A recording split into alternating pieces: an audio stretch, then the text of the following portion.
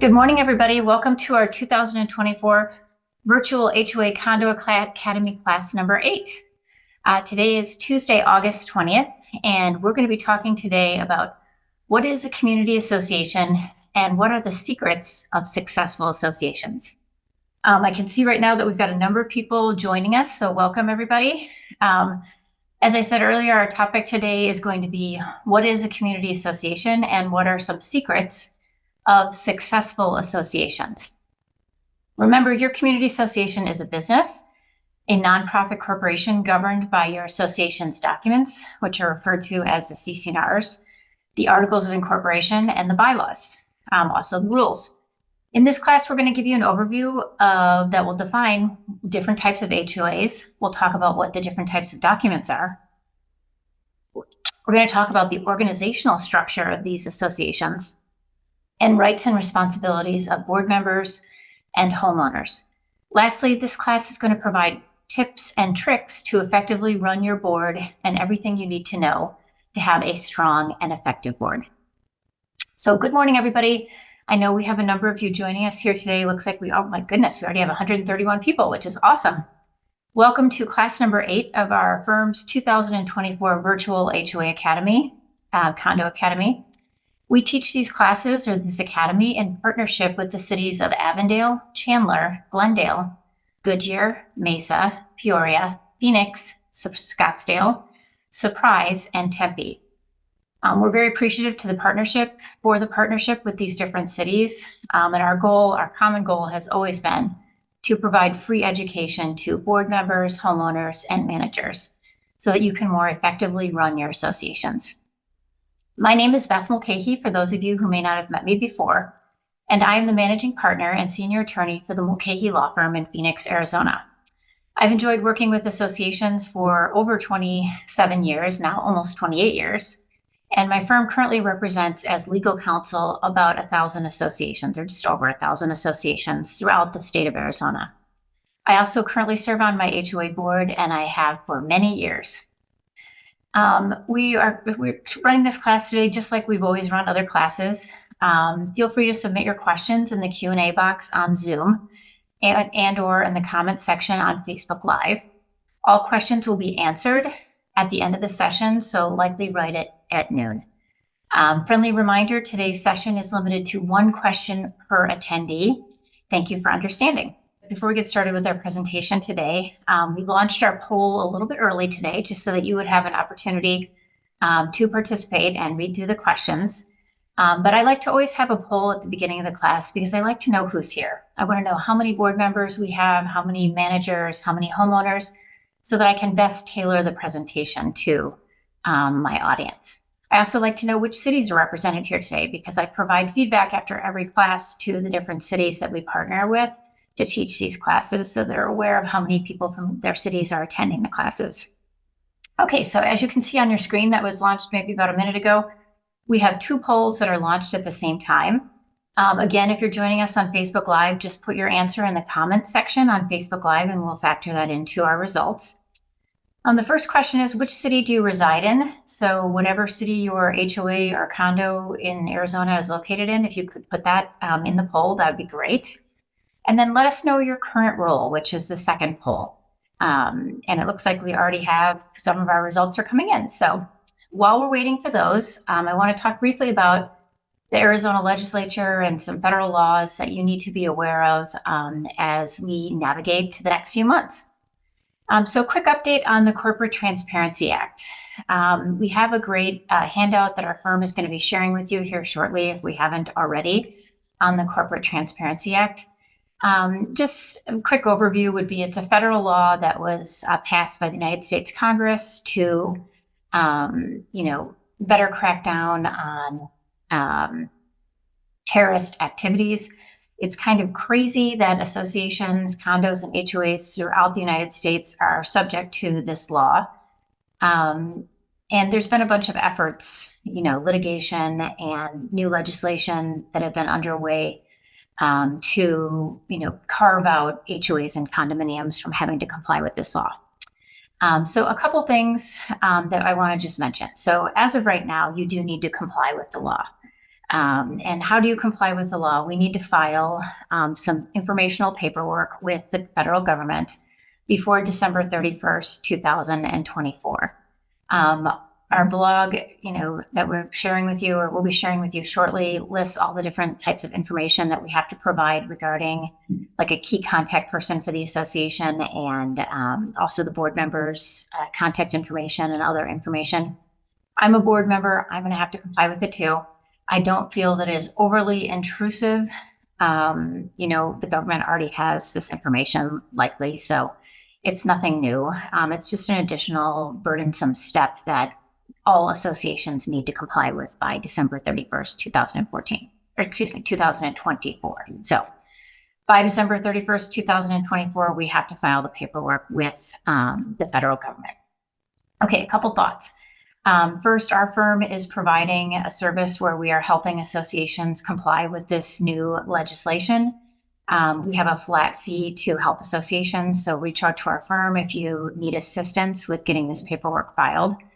Kind of the key thing on this paperwork is that it has to be updated anytime there's a change in the information that's submitted. So if a board member changes, or the management company changes, we have to update within a timely manner. So this isn't like an ongoing reporting requirement that we're going to have to do. We thought long and hard about what the fee for this is going to be, but it will be $350 is what we're planning to charge. I know that there are a number of other management companies and other law firms that have a different, structure to help you with this. So feel free to use whoever you want. I just wanted to give you kind of a price point as to what we're planning to charge. In order to meet the filing deadline, if you can contact either our firm or whoever you plan to help you with this by November 1st, I think that would be a good safe time that you will still be able to get this filed by December 31st, 2024. If you have any questions about the Corporate Transparency Act, you are welcome to reach out to our firm at info@mulcahylawfirm.com. I get this question a lot, so I'm just going to answer it right now. Do you think that there's going to be legislation prior to December 31st, 2024 that will carve out or take out HOAs and condominiums requirement to comply with this new law? I don't think there's enough time now, honestly, to have that happen. It may happen, later in 2024. The second question that I get is, do you think that there will be a case that will be decided that will carve out HOAs and condominiums? And, right now there's a case, a different company by the name of the National Small Business Association that, has litigated this issue. It's currently on appeal. The ruling in that case was that the Corporate Transparency Act was unconstitutional. However, it only applies to that particular organization. The National Small Business Association and associations, HOAs and condos, aren't included in that lawsuit. I know that Community Associations Institute, which is a national think tank, has filed an amicus brief, which means like a friend of court brief with that case, supporting the unconstitutionality of the Corporate Transparency Act. I know I read something recently that Community Associations Institute, again, national think tank that works with associations, is hiring an attorney and is going to be filing their own lawsuit to deem, this Corporate Transparency Act unconstitutional for HOAs and condominiums throughout the United States. So stay tuned. But the bottom line is, I was hoping that we wouldn't have to comply with this, meaning HOAs and condominiums wouldn't have to comply with this before the deadline of December 31st, 2024, but we're running out of time. So I think we do have to comply with it, at least for this year, and then take a wait and see approach. So keep your eye on that. Have that on your tickler of things that you need to keep an eye on and make sure that you're complying with that before the end of the year this year. Okay, let's look back and look at our poll results real quick, and then we'll talk a little bit about the Arizona legislation. So we had 2 polls today.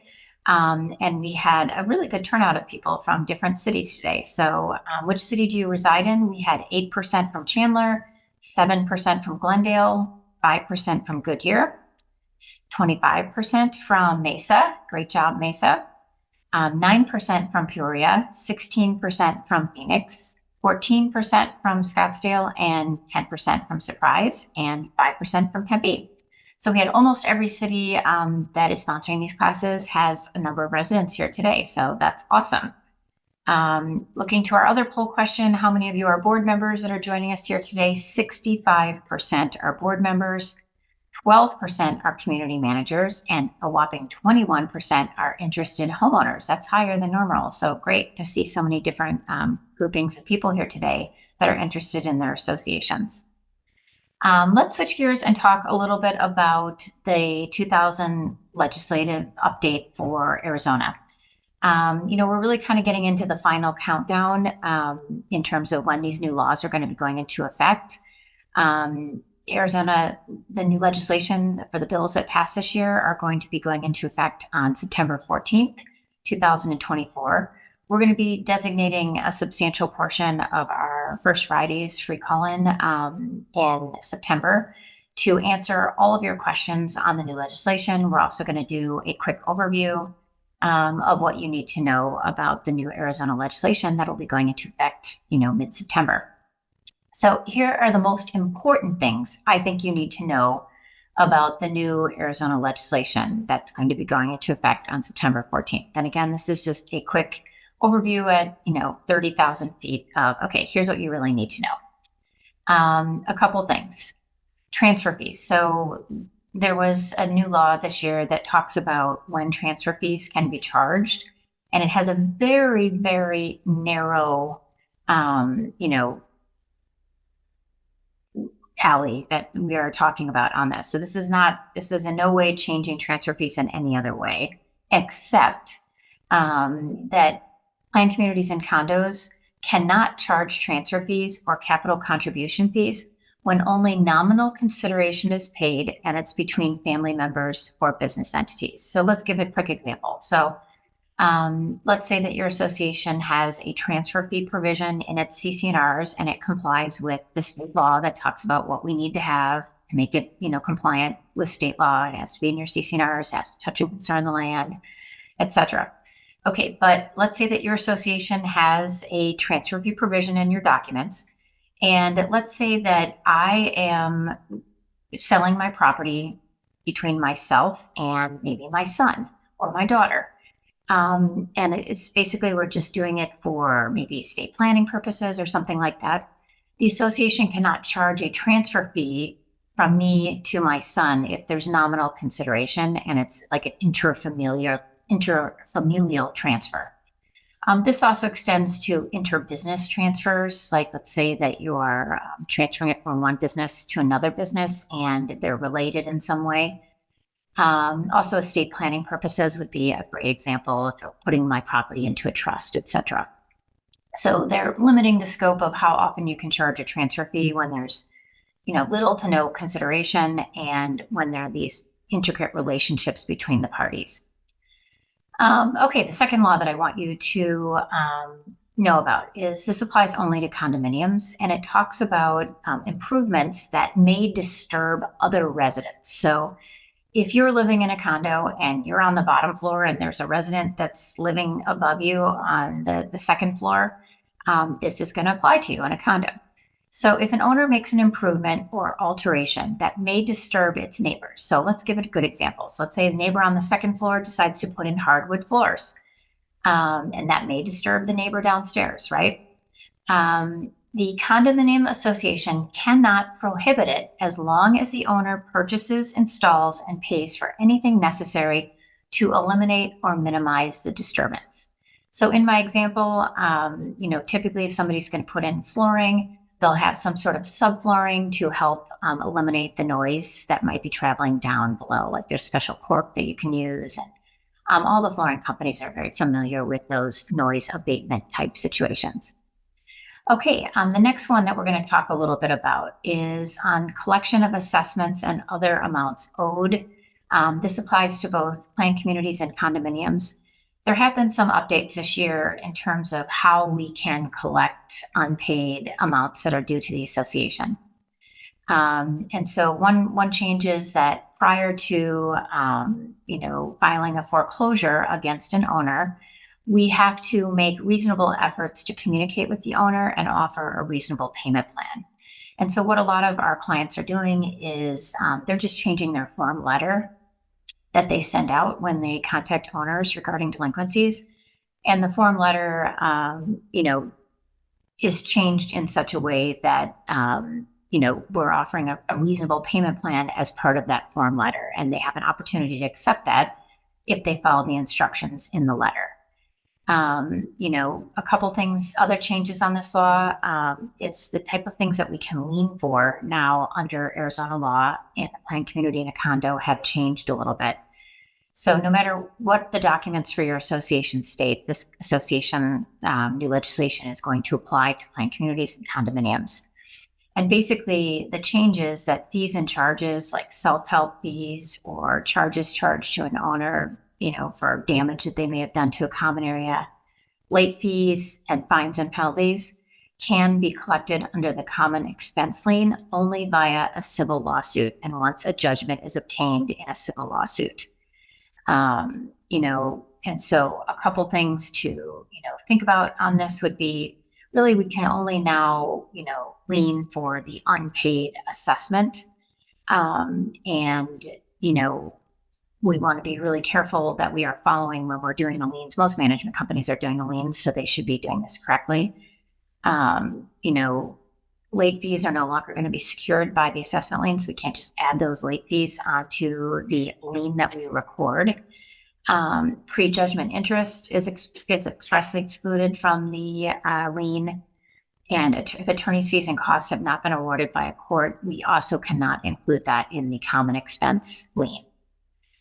Any payoffs that we may have to release a common expense lien cannot include fees, charges, or fines not covered under the common expense lien unless they are awarded by a court. However, these amounts will remain the personal obligation of the owner. So this is going to be a change for how we handle delinquencies and collection matters. We have to apply payments that are made by owners in a certain way without any direction as to how they should be applied. Is that the biggest change here is that, we have to apply when an owner makes a payment, it's going to go to the most past due assessments that are due. And that's kind of, something that we've done previously, but you couldn't, like, let's say you have a law firm that you're working with and they sign a separate agreement, payment plan or something with the owner saying, any payment you make, all the money goes to the attorney's fees first. I mean, our firm doesn't do that, but I have seen other firms doing that. That's no longer allowable. We have to follow specifically what the state law says, and any payments that the owner makes are going to go first to pay the unpaid assessments. Another kind of unusual part of this new law is that associations cannot sell owners' debts to a third party. I hadn't really seen associations selling debts previously, but somebody must have been doing it because there's a law on it. So bottom line on the collection of delinquent assessments and other amounts owed to a planned community or condo is it's changed a little bit. We can really only lien for the unpaid assessments. We cannot lien automatically for late fees, interest, attorney's fees that haven't been awarded from a court. And it's going to change just a little bit how we do things. Our form letter is going to have to be tweaked a little bit so that we offer a payment plan prior to proceeding forward with the foreclosure. And those are kind of the biggest changes. I think it's manageable. I wish that we didn't have this law this year. This is not what I would call a favorable law, but it's manageable. Okay, a couple more new laws that I just want to make you aware of quickly would be we have to give an agenda for any board meeting now. We have to provide that agenda when we post the notice of the meeting. So the specific language of the law is that the secretary of the association must provide an agenda for every board meeting by posting it the same way, that we put the notice out there 48 hours in advance of the meeting. So when you're posting your notice of meeting, you need to be posting the agenda now too, as part of that notice of meetings. And that is going to be starting September 14th. There also is a provision on declarant control and how we compute that. I'm not going to go into that because it probably doesn't apply to most of you, but just be aware that there is a declarant control clarification that makes it very clear when the period of declarant control ends, etc. There was a law this year on mounted flagpole holders, which is kind of a weird law, but basically it says that associations may limit an owner in a planned community or a condo to 2 wall-mounted flagpole holders. And just a clarification on that, on the flagpole holders, that's just for planned communities, not for condos, because the condo would own the outside of the condo and not the owner. So if you live in a planned community, you can have 2 wall-mounted flagpole holders. The next bill talks about fair housing violations in CC&Rs. It applies to planned communities and condos. This has very limited scope.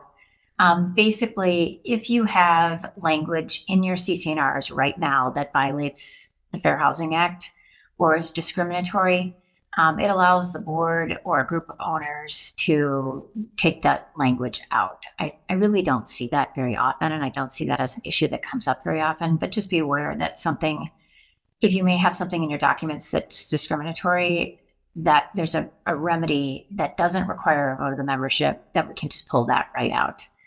And another important thing that we should talk about are CASITAS. We're seeing a lot of articles about ADUs and CASITAS, and so alternate dwelling unit is the ADU is the slang for that.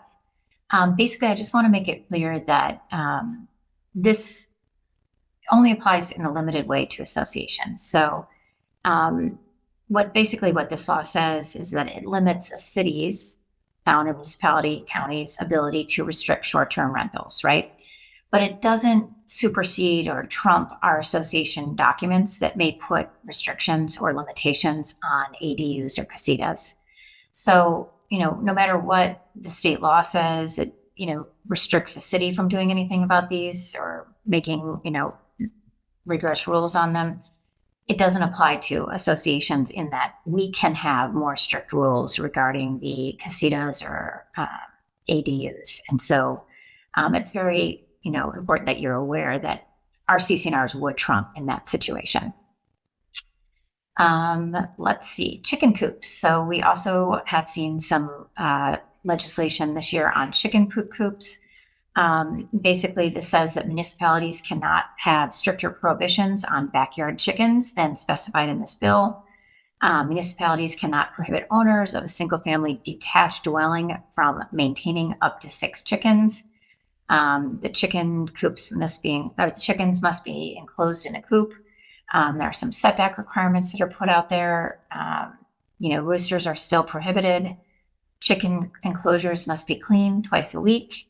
And it really, again, this is just like the ADU CASITAS thing. It does not impact an association's ability to have restrictions in their CC&Rs on chickens. But we really can't now. The impact is that maybe in the past we were able to go to the city and make a complaint through the code enforcement department if we had a chicken coop problem or a chicken problem. That's going to change a little bit now. Now we really need to rely on enforcement in our documents. Okay, so that's just kind of a quick little update about, what's going on here. Also we're going to be talking at the first Friday next week about, in a couple weeks, the first Friday in September.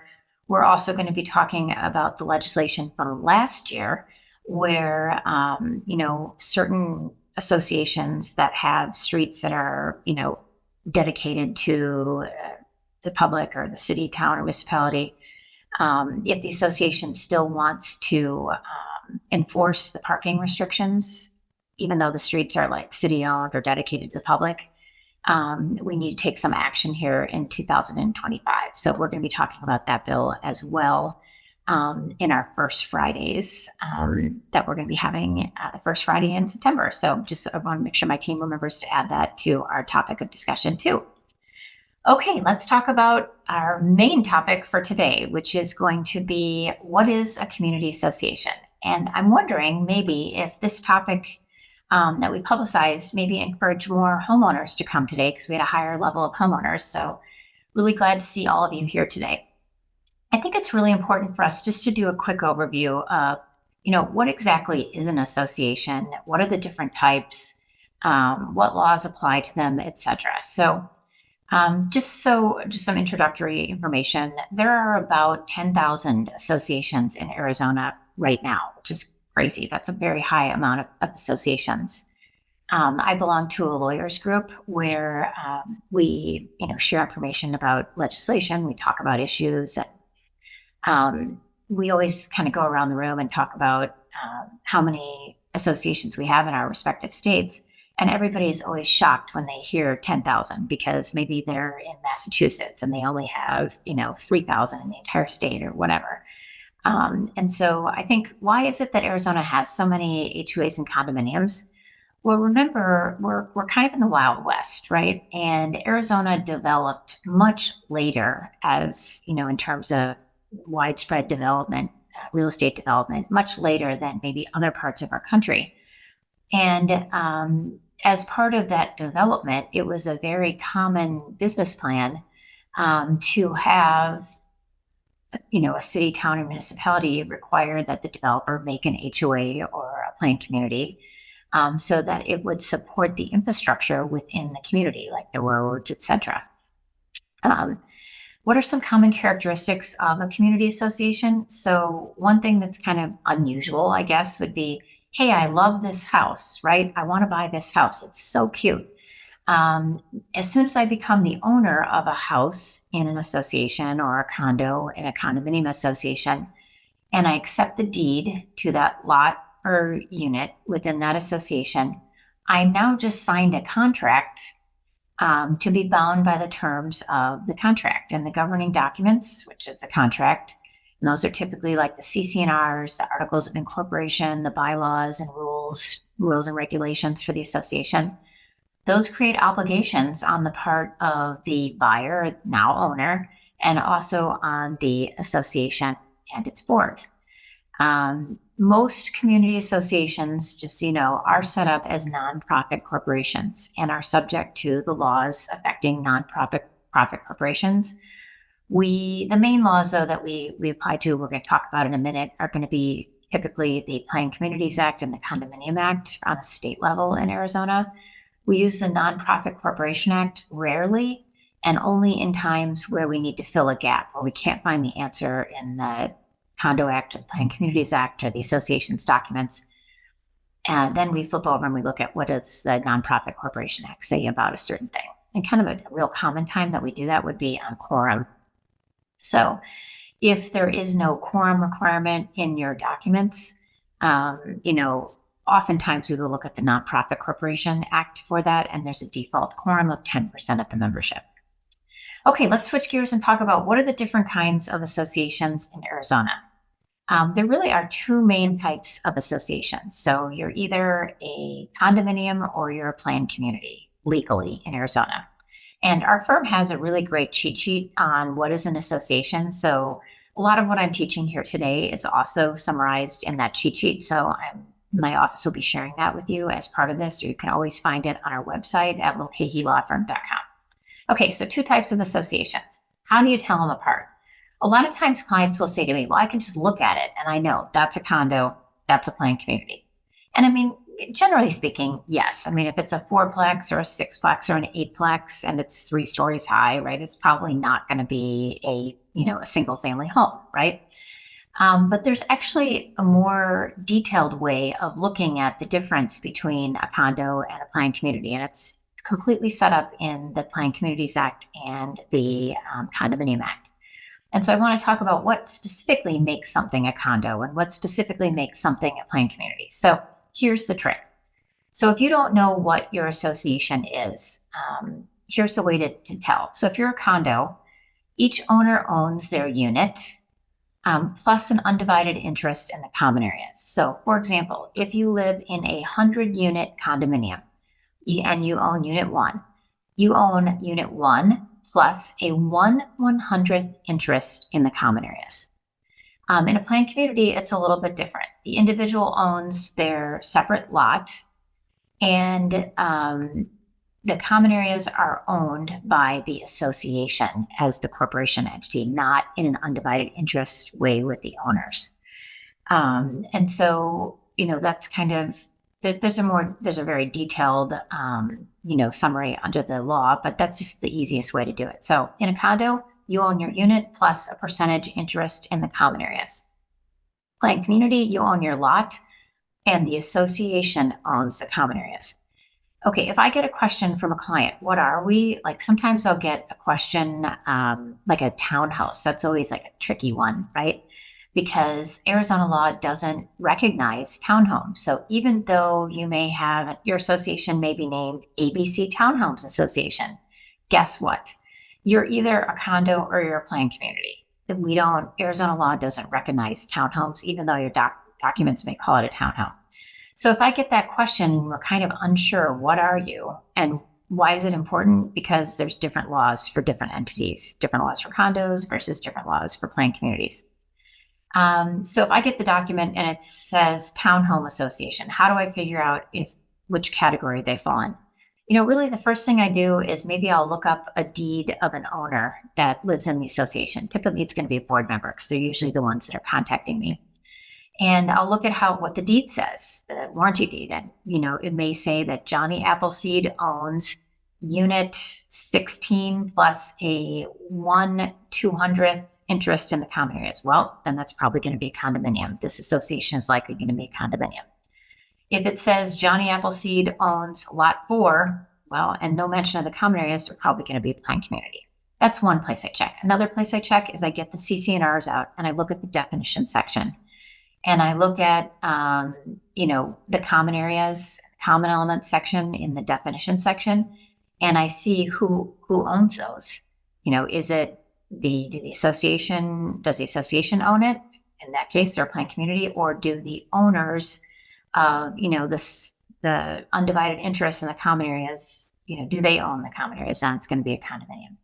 I know that's kind of confusing, but why is it important? Because you have to know which laws apply to you. And there are different laws for condos and different laws for planned communities. And you want to make sure you're in the right lane, for your association. Okay, so and remember, if you're called a townhome in your association's documents, we got to just decipher, are you a condo townhome or are you a planned community townhome? Because townhomes aren't recognized.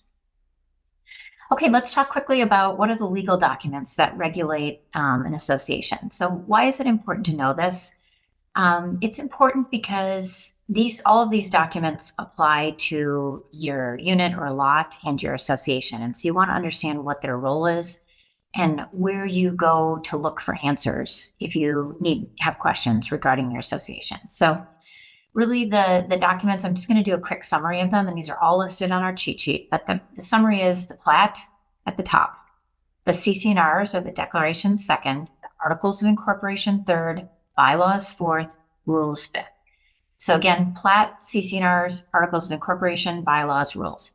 Sometimes we have a conflict between the documents. Like maybe the CC&Rs say there should be 3 directors, and maybe the bylaws say there should be 7. We go back to the hierarchy that I just talked about. Whoever's higher up in the hierarchy prevails, trumps. So Plat, CC&Rs, Articles, Bylaws, Rules. In the example I gave you, the CC&Rs would prevail. It'd be 3 members should be on the board. Okay, let's talk a little bit about what these different documents mean. So the Plat is just like a huge map for your association, and it's actually kind of cool to look at. And it outlines where all the lots or units are in your association. Usually it's kind of pretty. It's got like a real detailed, view of your association. And it's not like a pretty picture in that it's colorful. It's just a legal document that just lists the units like 1, 2, 3, 4, and then it also lists the common areas. And it defines, where the easements are for your association, etc. Typically, that's the first thing that your developer filed and got approved with the city, town, or municipality that you're in, and then that's recorded. And that's kind of one of the first documents that your developer did for your community when they were creating your community. So importance of the Plat is that it outlines where the lots or units are. It talks about where the common areas are in the community. It has important notes usually in the upper right-hand corner that talks about different things like easements, etc. in your association. The next document is the CC&Rs. This is the kind of the most important document that, in my opinion, I go to the CC&Rs usually first on most things. And these are the restrictions that run with the land and are binding on all current owners and successive owners. So this is the document when you find that adorable house that you love somewhere in Arizona, and you decide to buy it, this is the document that you really can't negotiate, right? You get what you get and you don't throw a fit. And so whatever you're buying in this association, you get this CC&R as part of that transaction, and you can't negotiate it. It is what it is. So, most CC&Rs are very reasonable and there's no issues, but CC&Rs are going to talk about what the association's required to maintain, what the owner is required to maintain, what type of insurance the association and the owners respectively have to have, the obligation to pay assessments, use restrictions, like you can't have, a clothesline with laundry on it, or no sheds, or, whatever the use restrictions are. This document is recorded with the recorder's office in whatever county you live in. Most of you probably on this call are in Maricopa County or Pima County. And you can always find a copy of it online, which is great. Also, most associations have their documents listed on their website, which is also a great idea. Okay, so that's the CC&Rs. The kind of slang for it would be the declaration. CC&Rs, that stands for Declaration of Covenants, Conditions, and Restrictions. Okay, the next document we have are the Articles of Incorporation. The Articles of Incorporation are the document that sets you up as a nonprofit corporation, your association up as a nonprofit corporation. Why do we do that? To limit the liability of the corporation and its members, the owners. It's filed with the Corporation Commission at the earliest stage of, your association. And by the developer, typically you have to file an annual report every year to stay in good standing with the Corporation Commission. And usually, we don't really go to the articles very often to look for things. It's a pretty simple document. So it's just, you need to be aware that it's important in that you have to have it, right? You want to be set up as a nonprofit to limit your liability. And the liability of the corporation and the members, because you don't want anybody, to have to pay out of pocket if somebody, trips and falls at the community pool and sues the association. We should have layers of insulation, insurance, the corporate entity around the corporation that protects the individual members and board members from liability. Okay, next document that we're going to talk about are the bylaws. The bylaws are the how to run the association. So how many board members there should be, when your annual meeting is, what your quorum is for an annual meeting, what are the roles of the officers, what do we do if someone quits being on the board, what do we do if somebody moves and is no longer living in the community and they're on the board. It's just the nitty-gritty ABCs of, okay, this is how we run the board and for our community. One thing that I see kind of often that I want to just mention is sometimes boards will, it's usually easier to amend the bylaws than it is the CC&Rs. Usually the CC&Rs have a little higher percentage to amend of the homeowners, and sometimes the bylaws are easier to amend. Maybe it's a lower percentage of homeowners that are needed to amend, or maybe even the board can amend the bylaws. Just want to mention something. You don't want to put something in the bylaws because it's easy to amend that really should be in the CC&Rs. So like use restrictions and responsibility to pay a capital contribution fee or transfer fee, that should be like in the CC&Rs, not in the bylaws. So you don't want to backdoor trying to get something done by putting in the bylaws, because remember, the bylaws are just the how to run your association. It's not the use restrictions that would regularly be in the CC&Rs. And then last but not least, we have the rules and regulations. Usually the board is empowered by the CC&Rs or the bylaws to create rules for your association's common areas or behavior of your residents within the community. Again, the rules cannot conflict with the CC&Rs or the bylaws for your association. If your board is ever thinking about changing its rules or creating a new rule, it's a really good idea to run it by your management company and your legal team, your law firm, just to make sure that whatever you're proposing is going to be consistent with Arizona law and federal law, and that it's not something that conflicts with your current documents, your CC&Rs.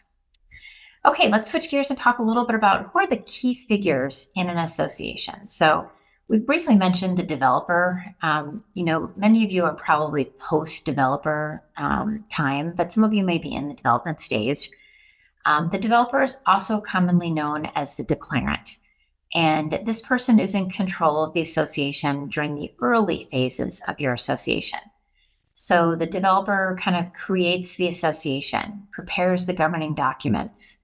They create the first budgets for the association, basic administrative procedures.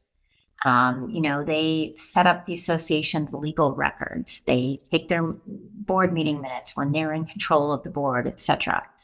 Once a certain percentage of lots or units are sold, the developer then transfers the control of the community association to the owners.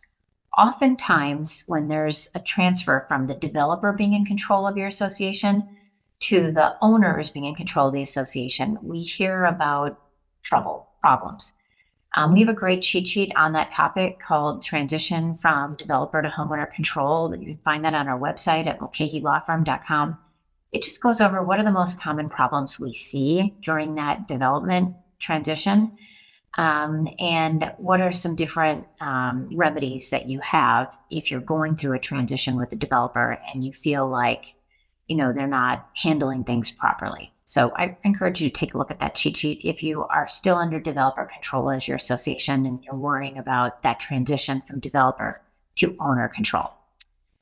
Okay, the next group of individuals that I want to talk about would be the board of directors. Owners elect the board of directors for your community unless it's the developer that's running the community. They typically appoint themselves, but post-transition from the developer, owners are elected by the board. Owners are elected to the board of directors by owners.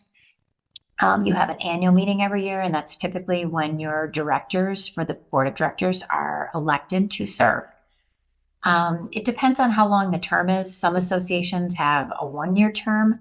Some have a 3-year term. I really don't ever see anything over a 3-year term for directors. The governing documents for your association, which we just talked about, the CC&Rs, the bylaws, articles of incorporation, they give the board authority to act and also obligations to act. Here are some examples of some things that the board is required to do pursuant to, your association's documents. You have a duty to enforce your governing documents. You have a duty to maintain architectural control, and in some cases, especially in planned communities, making sure owners are getting approval before making architectural changes to their property.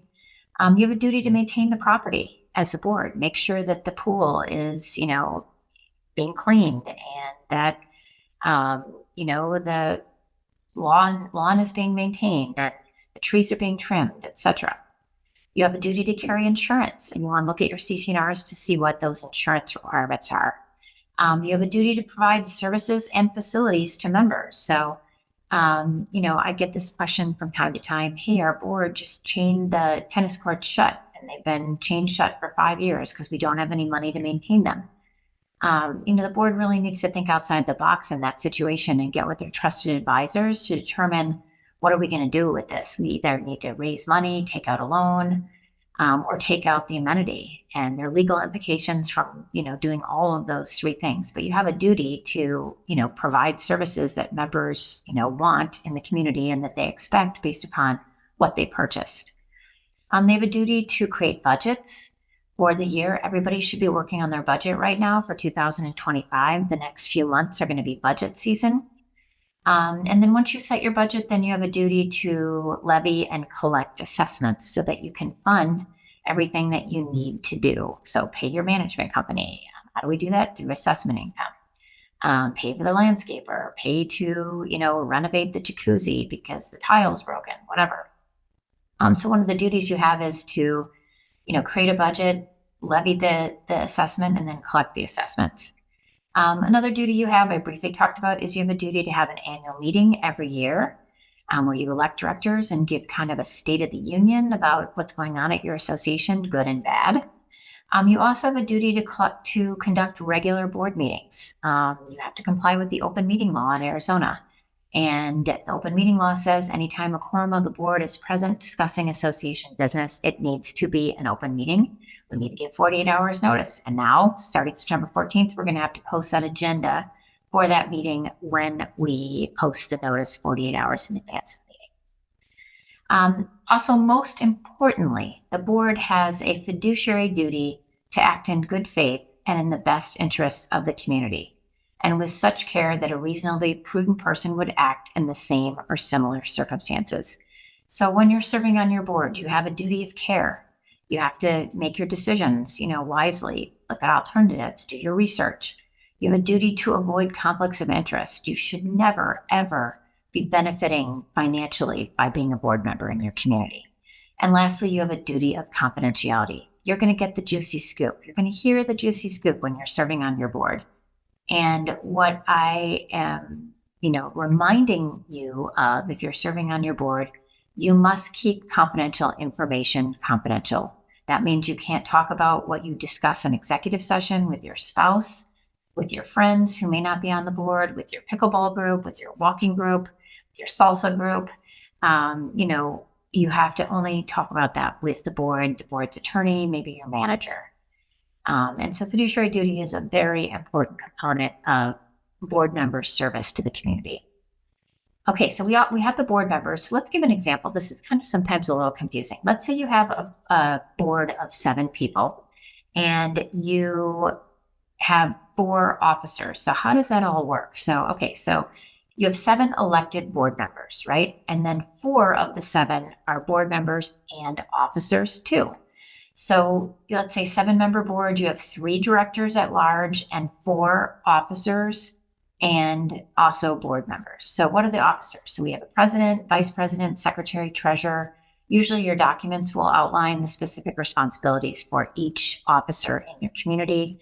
The officers are not elected by the membership. The officers are elected by the board. So typically right after the annual meeting each year, we have a little planning meeting and everybody agrees among themselves who's going to take which officer position for the community. Let's switch gears and talk a little bit about members and owners' rights. Since we have, 24% of you here today are owners, I'm so glad you're here.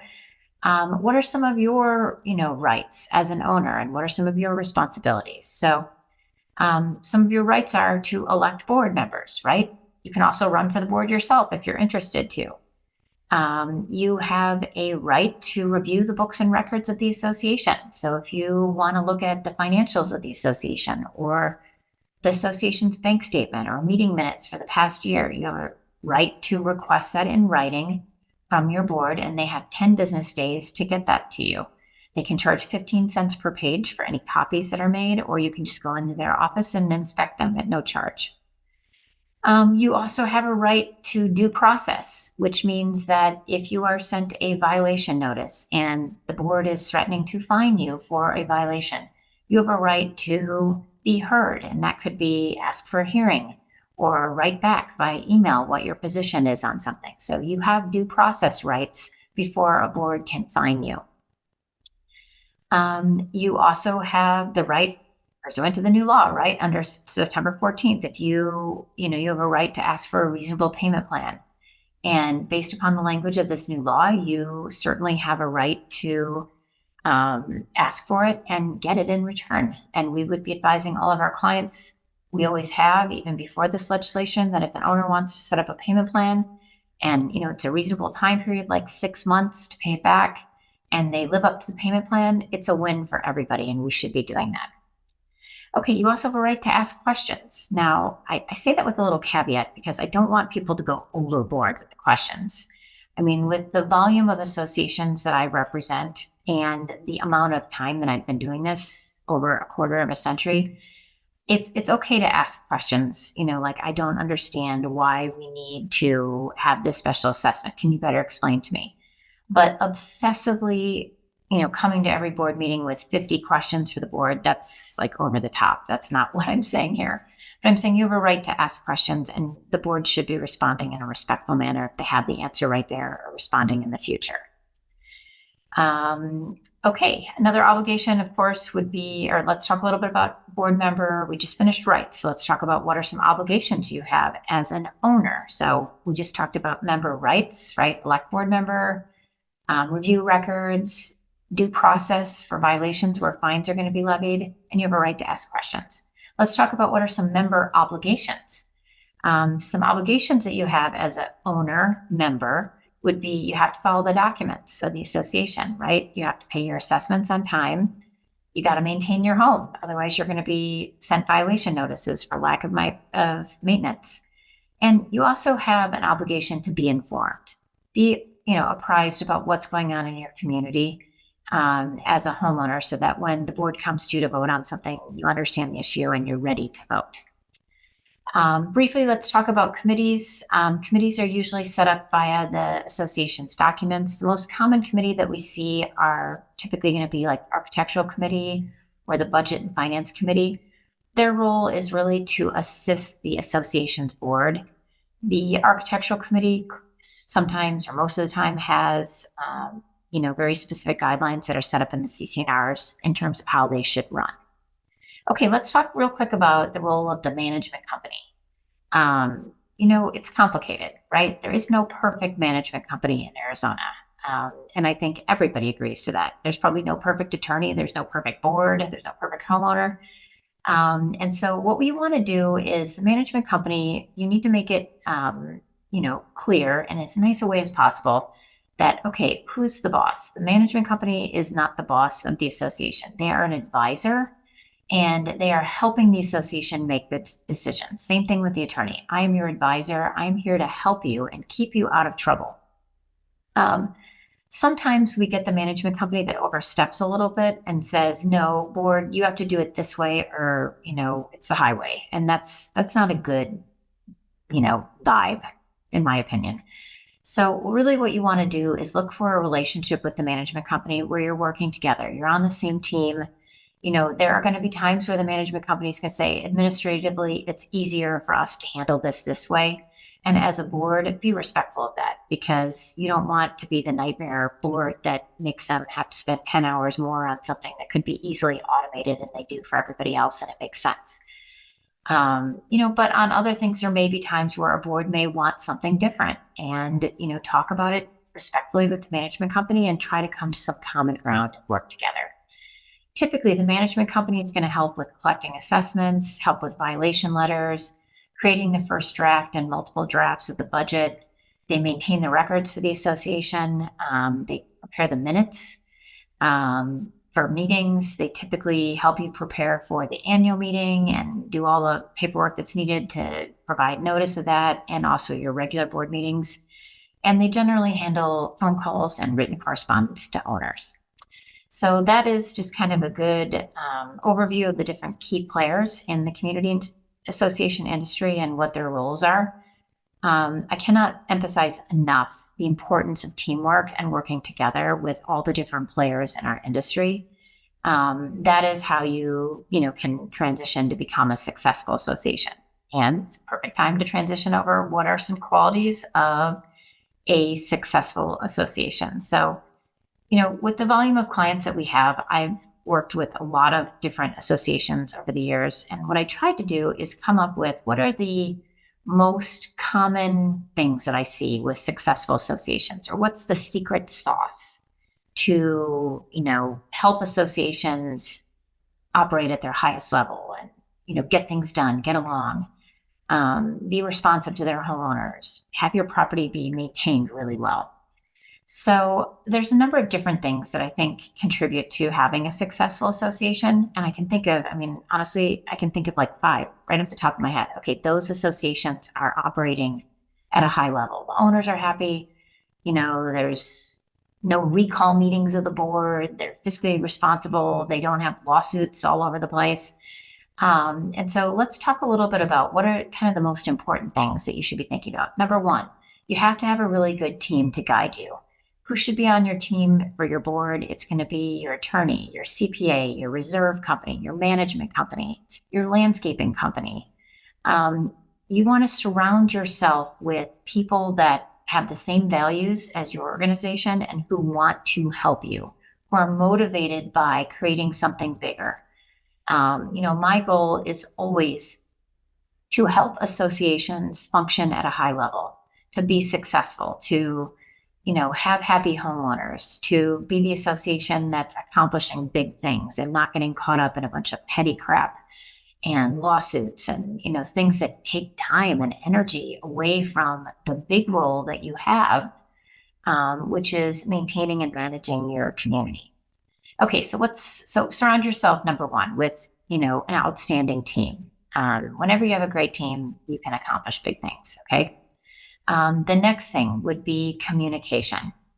Having good communication as a board is going to solve so many problems for your community.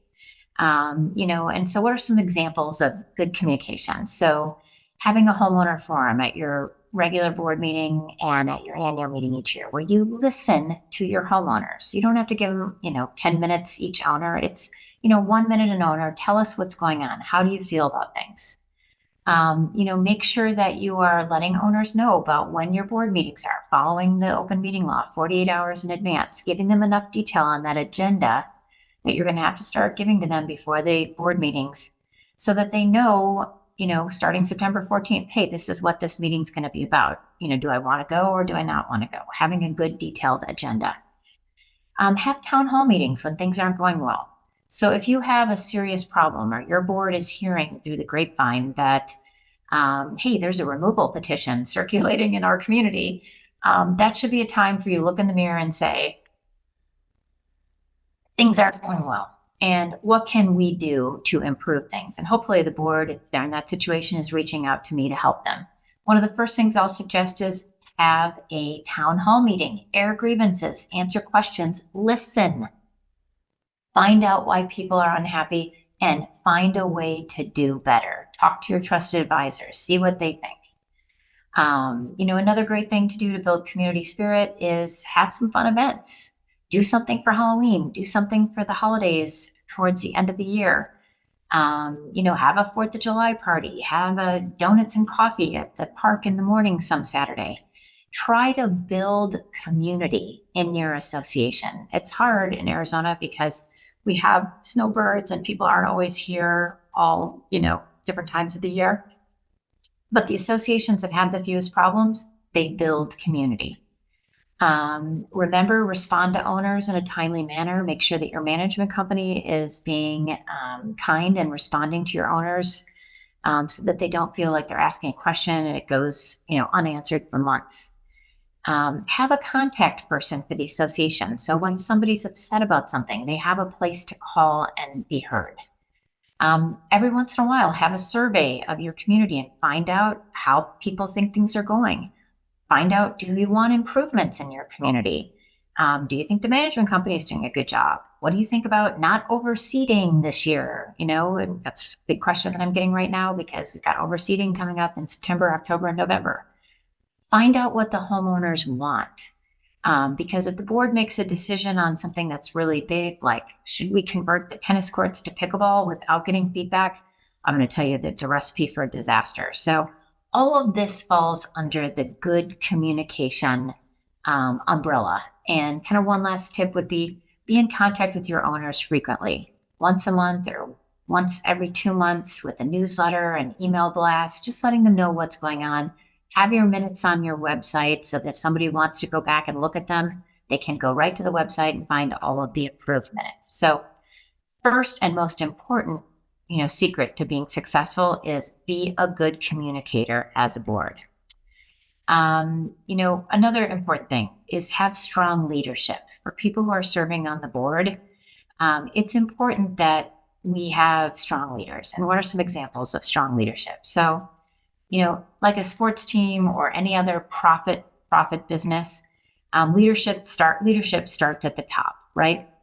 And so as a board, you need to emphasize teamwork.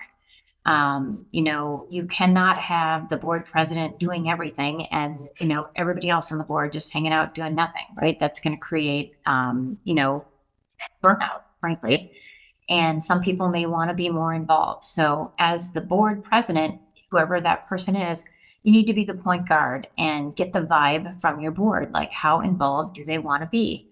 How can we divide up responsibilities? How can we work successfully together, especially if you've had problems in the past? Like, I know when I got back on my board, in 2016 again for the second time, I was unhappy with how things were going in our community. So I kind of was persona non grata when I got back on my board. And so it was a good discussion to have with the board, like, hey, I know that I was unhappy with some things and I was, campaigning to be on the board, and I, indicated that I felt things weren't running well. I'm here to work together. I love our community, and let's find a way to make it better. Okay. And that's a good way if you have differing, opinions on how things should be done on your board. A really good thing to go back to is, why are we here? We're here because we love our home. We're here because we love our community. We're here because we want to help make it better. And if you can always go back to those three things, it's going to make your time on the board better. We may disagree, purple flowers, pink flowers, pickleball versus tennis, whatever the issues are. We may disagree, but we all have those three things in common, right? Another really important thing for strong leadership is having honesty, integrity, and transparency as a board. If your board isn't acting with those three pillars, the owners aren't going to trust you and you're going to have problems. So be transparent. You're not hiding anything. Everything is open for people to see. There's few exceptions that are not open.